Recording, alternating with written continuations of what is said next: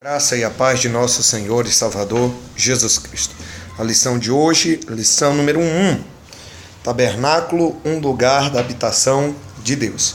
Lembrando que esse estudo de hoje, é baseado na revista Aluno da CPAD. Nós temos aqui como a revista o Tabernáculo, né? Símbolos da obra redentora de Jesus Cristo. Foi realizado agora no segundo trimestre de 2019, uma lição do dia 7 de abril de 2019, mas eu vou estar reforçando para aqueles que desejam conhecer um pouco mais, se aprofundar mais no estudo aqui do tabernáculo.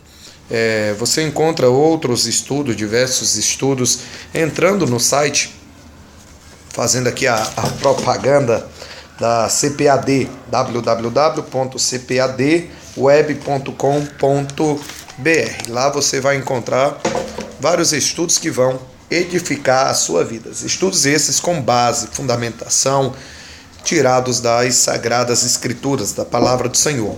Então vamos à lição. Tabernáculo, um lugar da habitação de Deus. Temos aqui como texto áureo, texto fundamental, aquilo que vai nos alicerçar a base, o livro de Êxodo, capítulo 25, versículo 8, que diz: "E me farão um santuário e habitarei no meio deles." Estas foram as palavras ditas pelo Senhor, pelo Deus de Israel, Deus de Abraão, Isaque e Jacó, ao seu servo Moisés, expressando a vontade de Deus de habitar no meio do seu povo.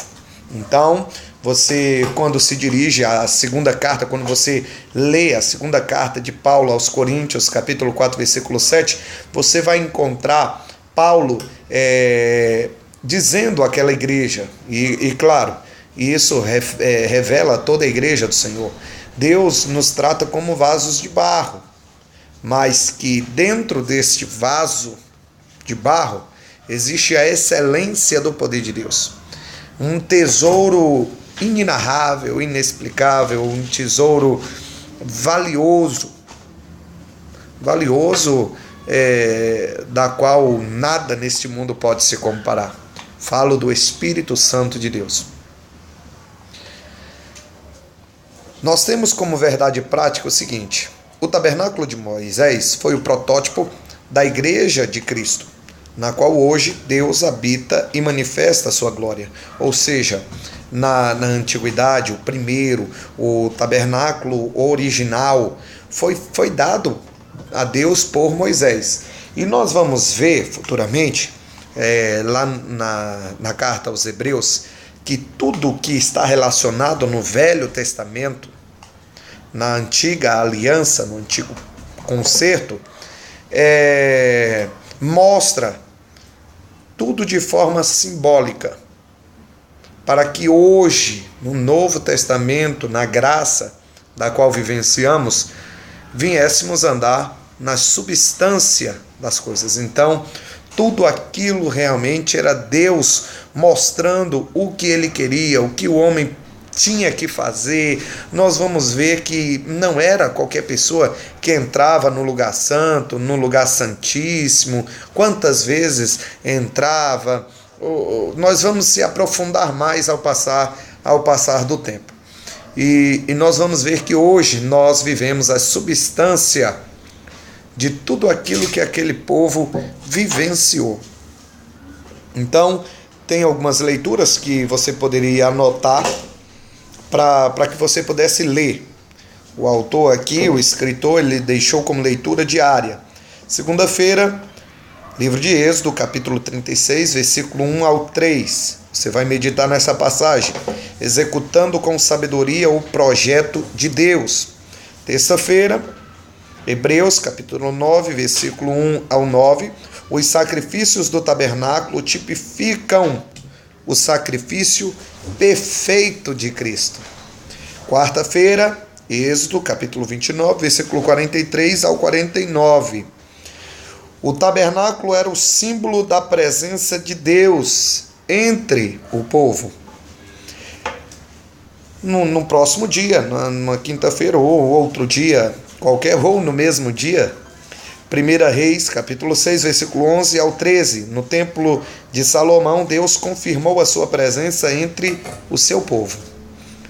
Hebreus, capítulo 3, versículo 1 ao 6. Deus, o edificador de sua casa. Se o Senhor não edificar a casa, em vão vigia os sentinelas, já dizia o salmista. Sábado, Apocalipse, capítulo 21, versículo 1 ao versículo 4. Esse, sem sombra de dúvida, fala sobre o tabernáculo eterno, a morada de todo aquele que professou a fé em Jesus Cristo e vive segundo a palavra de Deus. É lá que nós vamos morar, é lá que a igreja, a noiva do Cordeiro, vai se encontrar com o noivo, né, e viver ali nas bordas do Cordeiro. Lá naquele local, a Bíblia diz no versículo 4 do capítulo 21 de Apocalipse, que Deus limpará dos vossos olhos toda lágrima. Lá não haverá mais dor, nem tristeza, nem pranto, porque todas essas coisas elas vão passar em nome de Jesus Cristo. Nós temos uma leitura e eu gostaria de compartilhar ela com você. Êxodo capítulo 25, versículo 1 ao 9. Então falou o Senhor a Moisés, dizendo: fala aos filhos de Israel que me tragam uma oferta alçada, de todo homem cujo coração se mover voluntariamente. Dele tomareis a minha oferta alçada. E esta é a oferta alçada que tomareis deles: ouro, prata e cobre, e pano azul, e púrpura, e carmesim, e linho fino, e peles de cabras. Nós vamos, em cada ponto, mostrar para você o significado das pedras preciosas, o significado dos panos, das cores dos panos, o porquê, o que significa. Você vai ver que tem uma ligação maravilhosa com o Novo Testamento, com o livro dos Evangelhos, com Jesus Cristo, o perdão de Jesus, a salvação, enfim.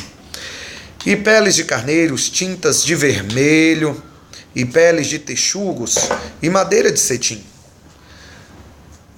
e azeite para a luz, e especiarias para o óleo da unção, e especiarias para o incenso, e pedras sadônicas, e pedras de engastes para o éfode e para o peitoral.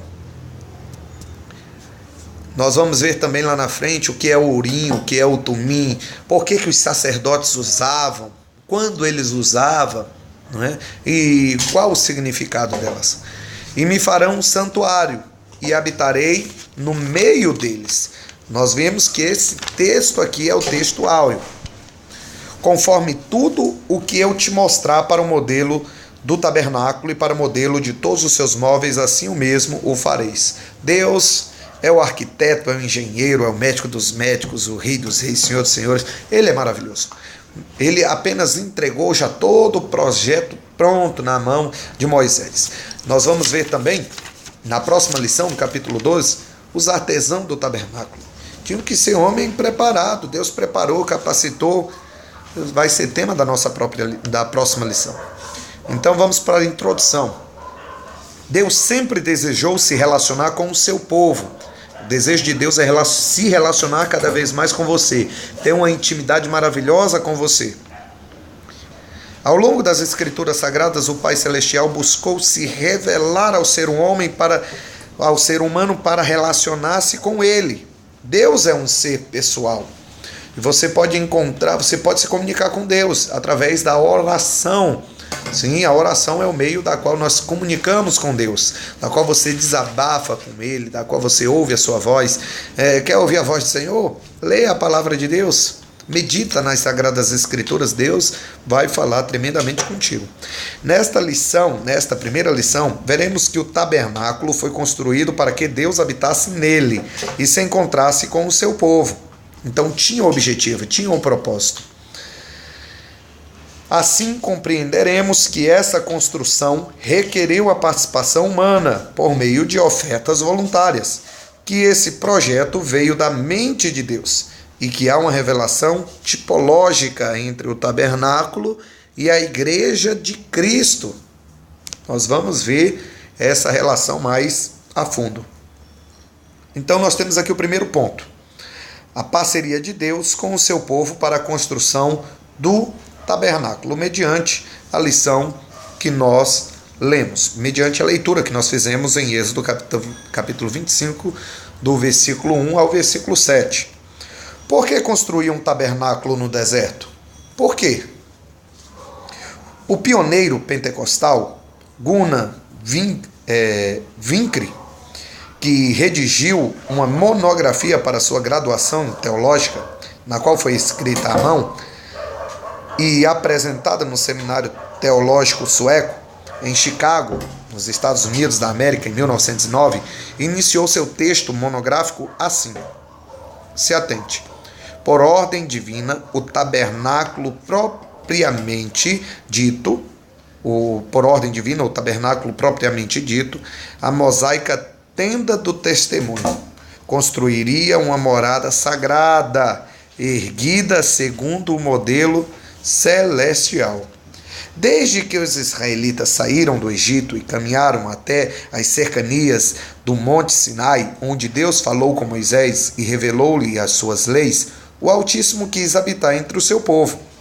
Para isso, ele concedeu a Moisés a planta de uma tenda, a fim de construí-la para reunir o povo de Israel diante dele, e assim receber sua palavra. Essa tenda, denominada tabernáculo, era de caráter provisório, pois podia ser armada e desarmada durante a caminhada israelita pelo deserto. Entretanto, conforme escreveu esse seminarista, a razão principal da sua existência era de servir como uma morada sagrada, o lugar de encontro entre Deus e o seu povo. E o interessante, irmãos, que existia uma nuvem, uma coluna de nuvem pela manhã e pela noite.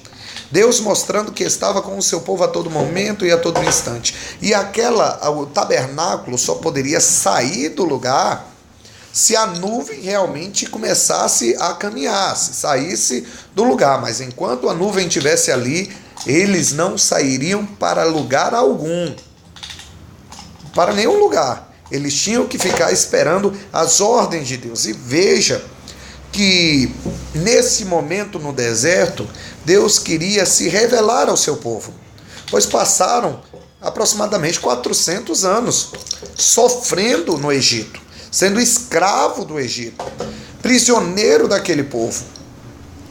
No início, foram bem abraçados, principalmente quando José, através da mão de Deus que era para com aquele jovem, se tornou governador do Egito, salvando realmente a toda a nação existente.